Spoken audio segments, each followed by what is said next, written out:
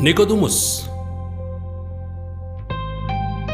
यूहन्ना 3:1-17।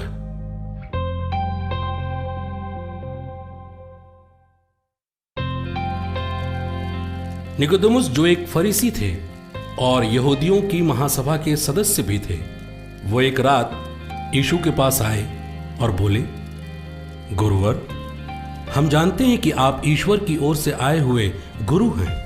जो चमत्कार आप दिखाते हैं उन्हें कोई तब तक नहीं दिखा सकता जब तक ईश्वर उनके साथ ना हो।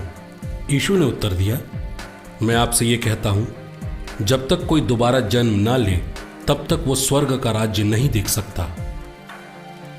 निकोदेमुस ने पूछा, बूढ़ा आदमी कैसे जन्म ले सकता है? क्या वो अपनी माता के गर्भ में दूसरी बार प्रवेश कर जन्म ले सकता है? यीशु ने उत्तर दिया, मैं आपसे सच सच कहता हूं, जब तक कोई मनुष्य जल और पवित्र आत्मा से न जन्मे तब तक वो ईश्वर के राज्य में प्रवेश नहीं कर सकता। जो देह से उत्पन्न होता है वो देह है, और जो आत्मा से उत्पन्न होता है वो आत्मा है।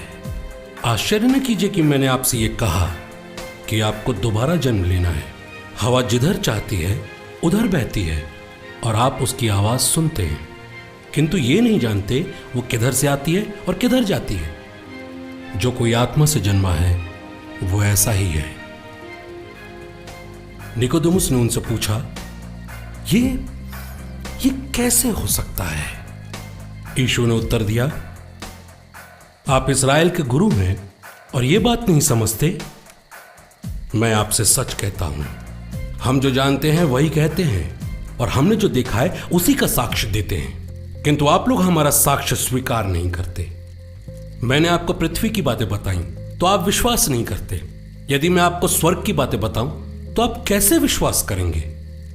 मानव पुत्र स्वर्ग से उतरा है, उसके सिवा कोई भी स्वर्ग नहीं पहुंचा, अर्थात मानव पुत्र। जिस तरह मूसा ने जंगल में सांप को ऊपर उठाया, उसी तरह मानव पुत्र को भी ऊपर उठाया जाना है, ताकि जो उन पर विश्वास करता है वो अनंत जीवन प्राप्त करेगा। ईश्वर ने संसार से इतना प्यार किया कि उन्होंने अपने इकलौते पुत्र को अर्पित कर दिया, ताकि जो कोई पुत्र पर विश्वास करेगा वो नष्ट नहीं होगा बल्कि अनंत जीवन प्राप्त करेगा। ईश्वर ने अपने पुत्र को संसार में इसलिए नहीं भेजा कि वो संसार को दोषी ठहराए, बल्कि इसलिए भेजा कि उनके द्वारा संसार मुक्ति प्राप्त करे।